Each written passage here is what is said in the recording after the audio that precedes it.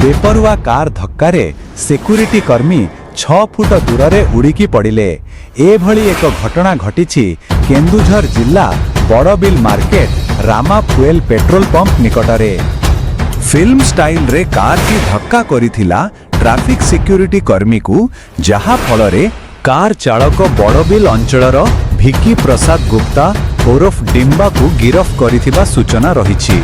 आपण देखुछंती नीलचक्र न्यूज।